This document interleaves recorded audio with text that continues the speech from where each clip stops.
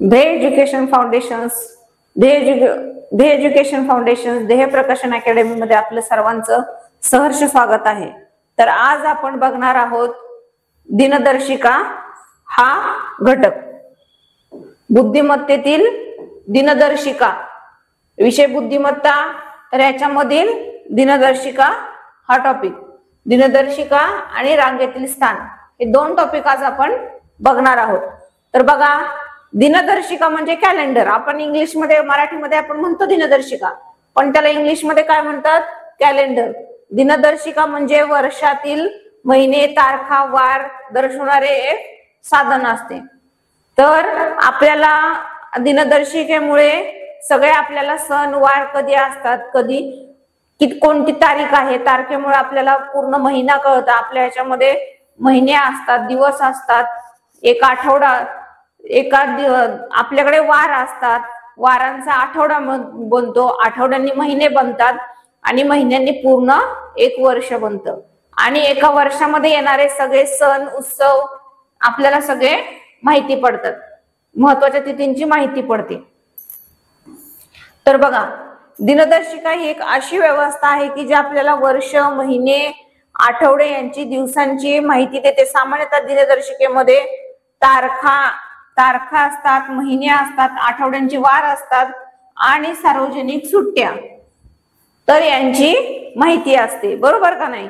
आपल्याला सुट्टी कधी आहे हे देखील आपल्याला आपल्या दिनदर्शिकेमध्ये म्हणजे कॅलेंडर मध्ये बघितल्यावरच कळतं की आज सुट्टी आहे। तर बघा, मराठी दिनदर्शिका ही पंचांगावर आधारित आहे आणि त्यामध्ये मराठी महिने देखील आहेत। बघा, दिनदर्शिकेमध्ये मराठी महिने देखील असतात का नाही, माहिती आहेत का मराठी महिने तुम्हाला? चैत्र, वैशाख, ज्येष्ठ, आषाढ, श्रावण, भाद्रपद, आश्विन, कार्तिक, मार्गशीर्ष, पौष, माघ आणि फाल्गुन। आपले जे आपण जानेवारी फेब्रुवारी म्हणतो हे इंग्रजी महिने आहेत। कोणते आहेत? इंग्रजी। तर हे आपले जे चैत्र, वैशाख हे आपले मराठी महिने आहेत। चैत्र महिन्यातील गुढीपाडवा सणापासून आपलं वर्ष, नवीन वर्ष आपलं चालू होतं। तर बघा, चैत्र, वैशाख, ज्येष्ठ, आषाढ, श्रावण, भाद्रपद, आश्विन, कार्तिक, मार्गशीर्ष, पौष, माघ, फाल्गुन हे असे मराठी महिने असतात। तसेच सण उत्सव आणि इतर महत्वाच्या तिथींची माहिती दिलेली असते। दिनदर्शिकेचे उपयोग, आता दिनदर्शिकेचे उपयोग तर तुम्हाला माहितीच असतील, कशासाठी त्याचा उपयोग होतो बघा बर। दिवशी आपण कोणत्या दिवशी कोणता वार आहे, हे कोणती तारीख आहे हे पाहू शकतो आपण। सण उत्सव आणि इतर महत्वाचे दिवस पाहू शकतो आपण। पंचांगानुसार शुभ अशुभ दिवस आणि तिथींची माहिती मिळवू शकतो। व्यावसायिक कामासाठी, नियोजनासाठी दिनदर्शिकेचा उपयोग होतो।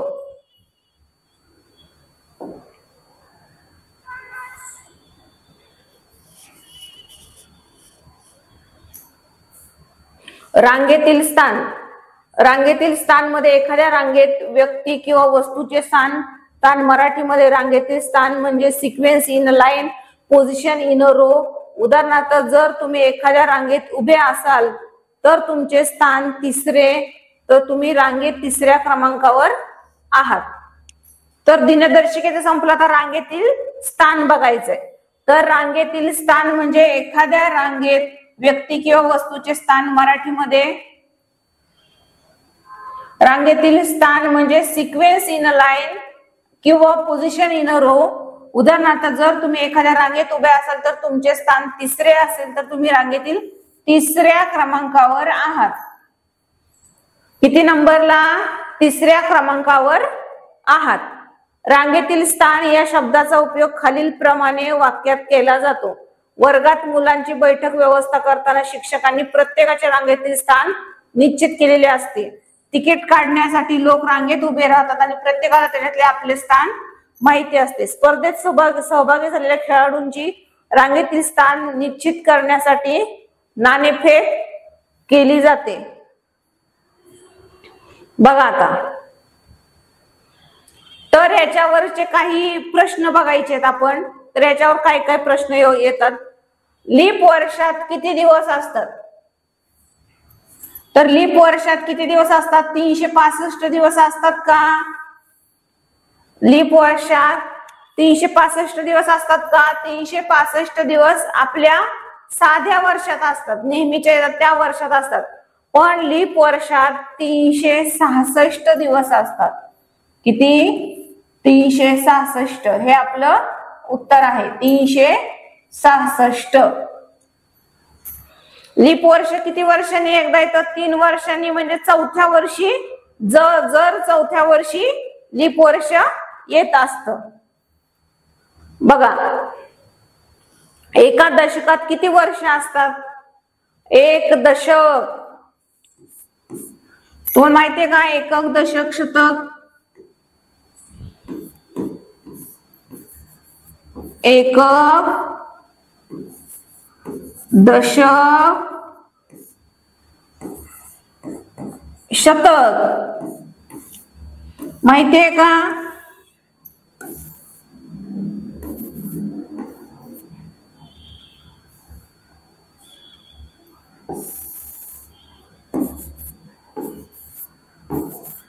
दोन कोणत्या स्थानावर आहे?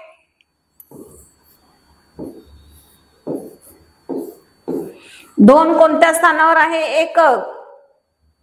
एकक म्हणजे त्याच्यामध्ये एकच असतं. दशक, दशक म्हणजे 50. 5 दशक,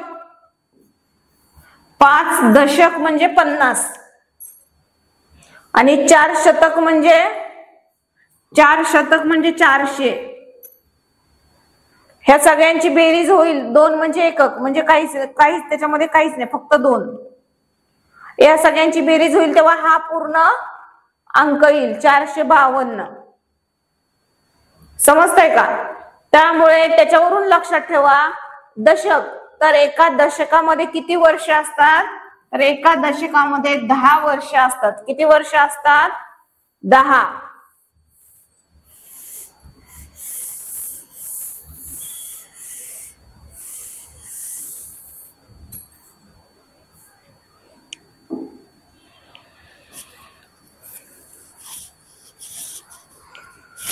एका वर्षात किती महिने असतात? आता ह्याचं तर तुम्हाला उत्तर माहितीच असेल. एका वर्षात किती महिने असतात? तर एका वर्षात 12 महिने असतात. किती असतात? 12. 10 महिने असतात का? नाही. 11 नाही आणि 13 पण नाही. तर 12 महिने असतात. एका वर्षामध्ये 12 महिने येतात.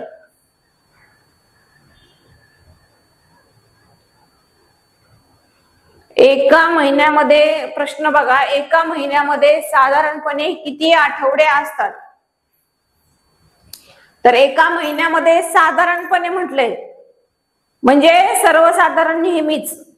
पण नेहमीच तेवढे असतील असे नाही. एका आठवड्यामध्ये एखाद्या वेळेला 4 असतात आणि एखाद्या वेळेला 5 आठवडे देखील येतात. 5वा आठवडा देखील येतो. त्यामुळे सर्व साधारणपणे असं विचारलं आहे म्हणून आपण इथं उत्तर देणार 4. एका महिन्यात साधारणपणे 4 आठवडे असतात. आता एका आठवड्यात किती दिवस असतात माहितीये का? नाही, एका आठवड्यात किती दिवस असतात? कोणते कोणते दिवस आहेत रे? सोमवार,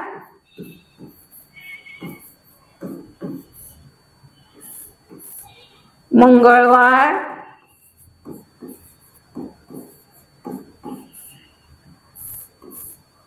बुधवार,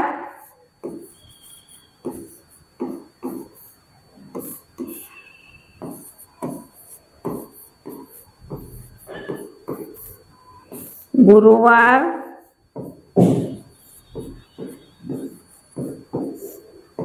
शुक्रवार,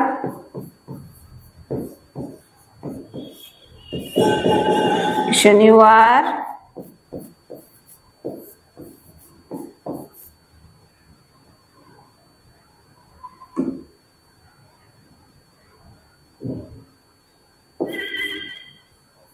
आणि रविवार. तर एका आठवड्यामध्ये हे 7 वार असतात. पुढचा प्रश्न बघा. आज सोमवार असेल तर उद्या कोणता वार असेल? जर आज सोमवार असेल तर उद्या कोणता वार असेल रे? आज सोमवार असेल तर उद्या मंगळवार येईल.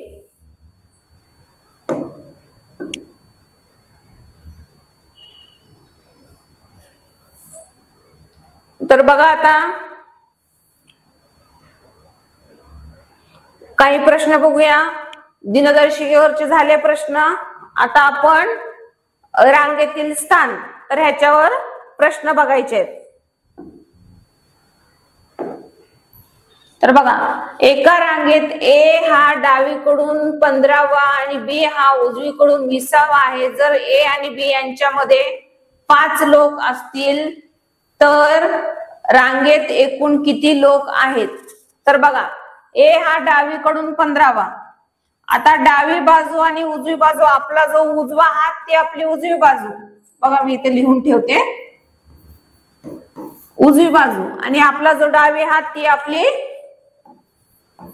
डावी बाजू. हे नेहमी लक्षात ठेवा, उजवी बाजू आणि डावी बाजू. हे फक्त ह्या गणितापुरतेच नाही तर याच्यावर आधारित उजवी आणि डावी याच्यावर आधारित भरपूर सारे प्रश्न आहेत. त्याच्यामध्ये आपलं चुकायला नको. उजवी आणि डावी बाजू चुकाल तर पूर्ण प्रश्न चुकून जाईल सगळं. बघा आता, तर एका रांगेत ए हा डावीकडून 15वा आहे. इकडून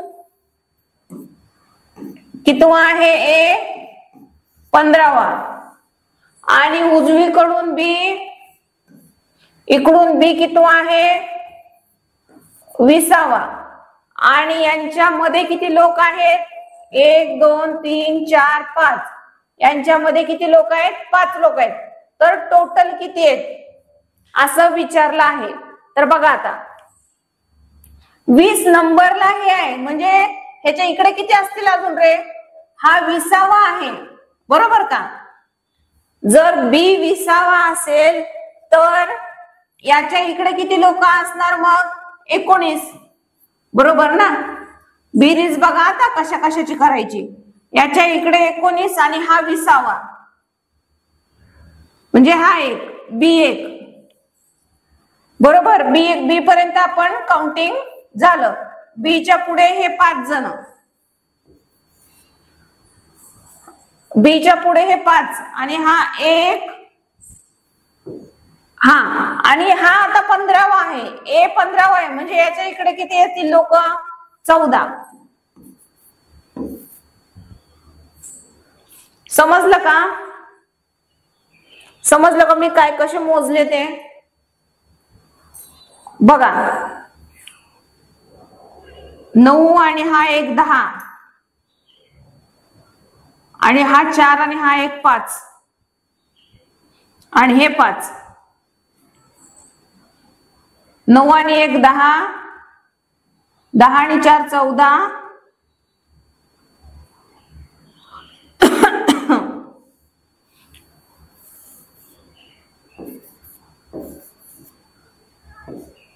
9 आणि 1 10, 10 आणि 4 14, 14 आणि 1 15 आणि 5 20, 20 0, 8 4 2, 2 आणि 2 हे 4.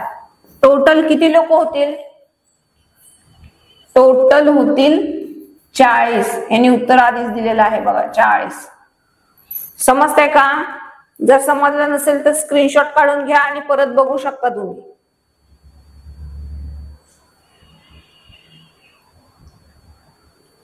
परत बघू शकता.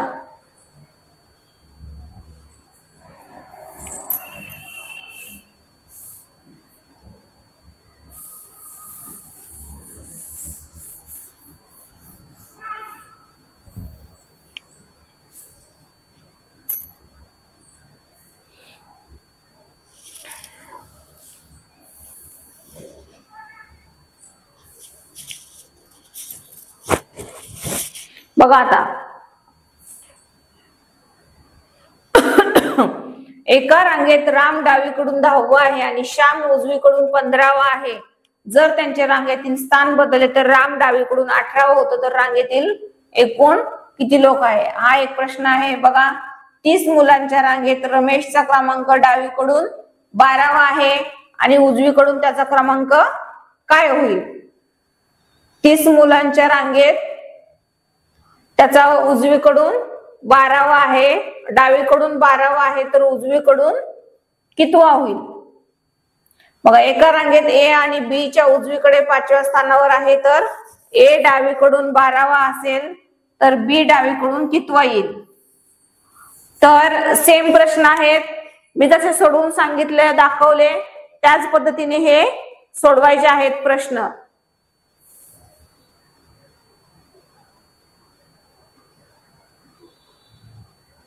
येतील का तुम्हाला सोडवता? येतील का? हा एक मी सोडून दाखवलेला आहे, तर बघा चला हा पण सोडून दाखवते. एका रांगेत राम डावीकडून 10वा आहे, एक रांग आहे अशी, तर त्यांनी म्हटले राम डावीकडून 10वा आहे, हा राम आहे.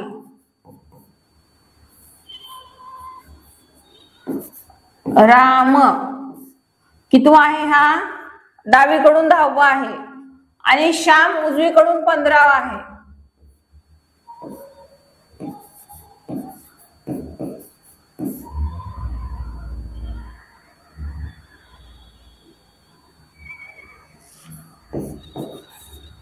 उजवीकडून 15वा आहे. जर त्यांचे स्थान बदलले तर राम डावीकडून 18वा होतो.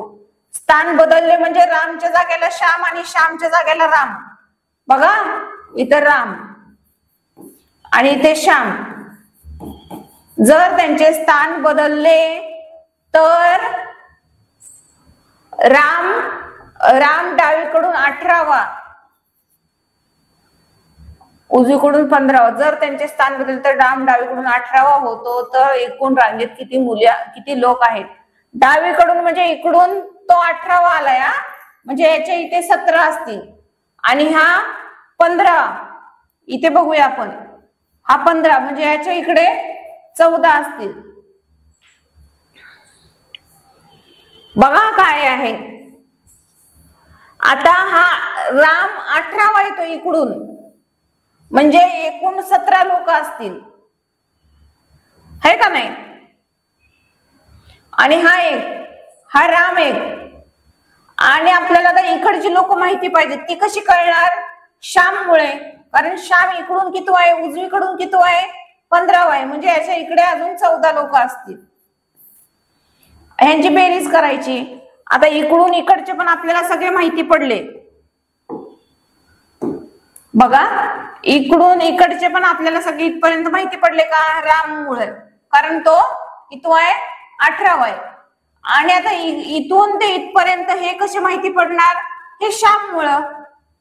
श्याम इकडून 15वा आहे, हो की नाही? इकडून श्याम 15वा आहे. या दोघांची बेरीज केली तर उत्तर निघून जाईल आपलं. रांगेमध्ये एकूण किती लोक असणार ते आहे का नाही? बघा 7 आणि 1 8, 8 आणि 4 12, 12शी 2, हातच्याला 1, 1 2 3. समजलं? समजतंय का? समजलं का हे प्रश्न कसे सोडवायचे? तर अशा पद्धतीने हे प्रश्न सोडवायचे आहेत.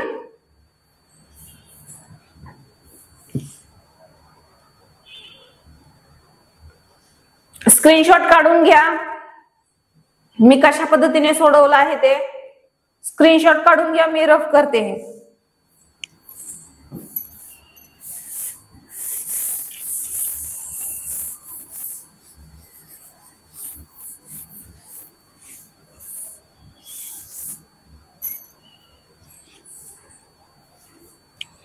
सेम प्रश्न होते का नाही?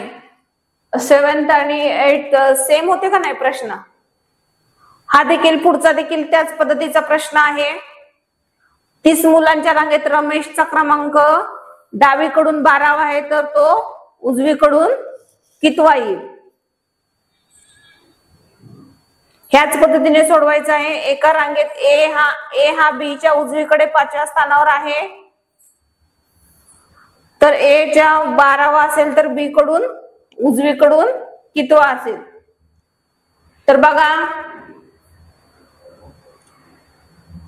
आज गुरुवार असेल तर परवा कोणता येईल? गुरुवार, शुक्रवार, शनिवार. परवा म्हणजे आज, त्याच्या पुढचा दिवस उद्या, आणि त्याच्या पुढचा दिवस परवा, असं असतं. इथे आज गुरुवार आहे तर उद्या आणि परवा गुरुवार, शुक्रवार, शनिवार. परवा कोणता येईल? शनिवार येईल. समजलं का?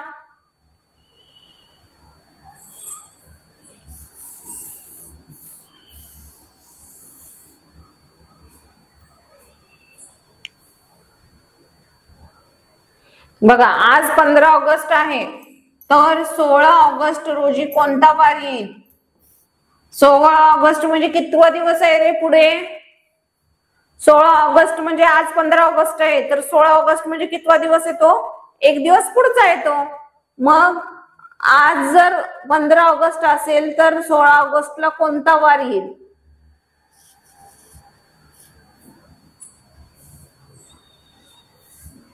पंधरा ऑगस्टला सोमवार.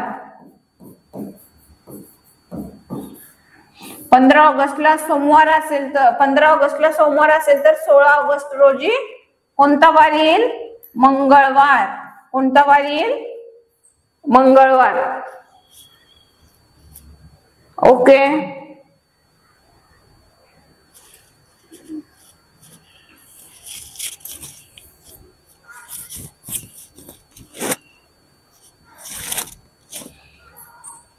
आज जर 31 डिसेंबर असेल तर 1 जानेवारीला कोणता वार येईल?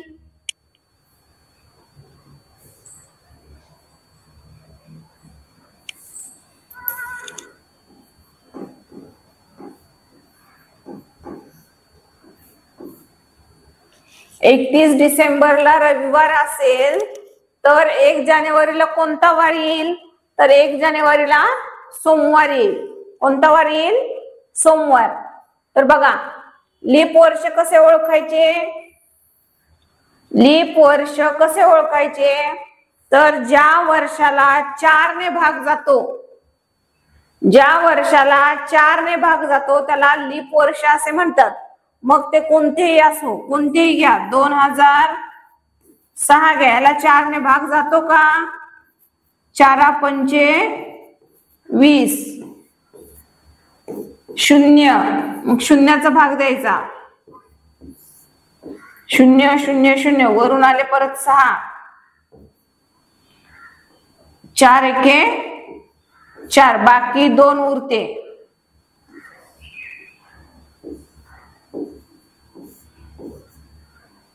बाकी 2 उरते म्हणजे त्याला पूर्ण भाग जात नाही.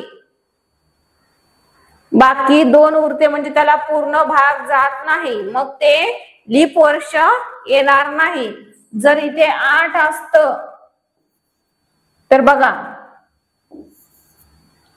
4 2 8 आणि बाकी 0 आली असती म्हणजे पूर्ण भाग गेला असता.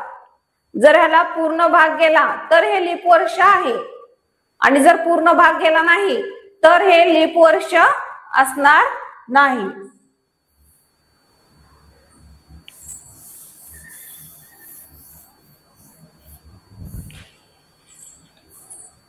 शंभर वर्षामध्ये किती लीप वर्ष येतील? सांगा बरं. 100 वर्षामध्ये किती लीप वर्ष येतात? 4 वर्षात एकदा लीप वर्ष येतं म्हणजे 100ला 4 ने भाग घालवायचं. 4 2 8,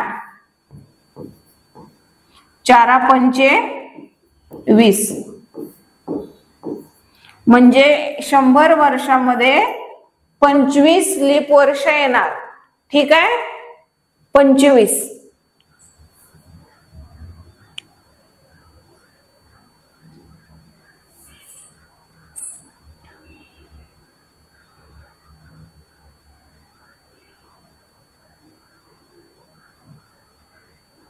हे होमवर्क साठी प्रश्न आहेत, सोडवा चला. हे पूर्ण होमवर्क साठी प्रश्न आहेत, स्क्रीनशॉट काढून घ्यायचा आणि हे प्रश्न घरी सोडवायचे।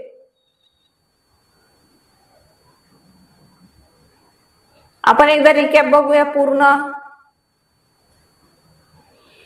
तर दिनदर्शिके आपण बघितलं दिनदर्शिके, तर दिनदर्शिकेचा वापर कशासाठी होतो, तर दिनदर्शिकेमुळे आपल्याला कोणता वार आहे, कोणता महिना आहे, कोणतं वर्ष आहे, कोणता दिवस आहे हे समजते। तसेच आपले महत्वाचे सण उत्सव याच्याबद्दल माहिती लागते आणि आपल्याला पुढच्या महिन्याचं किंवा पुढच्या वर्षाचं तर करतोच आपण एखाद्या वेळेला, पण पुढच्या महिन्यात आता ह्या महिन्यात असा आहे, पुढच्या महिन्यात आपल्याला काय करायचंय, कुठे जायचंय, त्याच्यासाठी सुट्ट्या आहेत का, वार कोणता येतोय, दिनांक तारीख कोणती येते, याचं पूर्ण नियोजन करण्यासाठी आपल्याला आपली दिनदर्शिका लागते। तसेच आपले सण उत्सव जे महत्वाचे असतात ते आपल्याला याच्यामुळेच कळतात। सार्वजनिक सुट्ट्या देखील यामुळेच कळतात। तर बघा, पंचांगानुसार आपलं दिनदर्शिका असते, त्याच्यामध्ये चैत्र वैशाख आपण जे जानेवारी फेब्रुवारी म्हणतो ते इंग्रजी महिने आहेत, इंग्रजी। तर मराठी महिने बघा हे चैत्र वैशाख ज्येष्ठ आषाढ श्रावण भाद्रपद आश्विन कार्तिक मार्गशीर्ष पौष माघ। ओके, तर बघा हे प्रश्न बघितले आपण।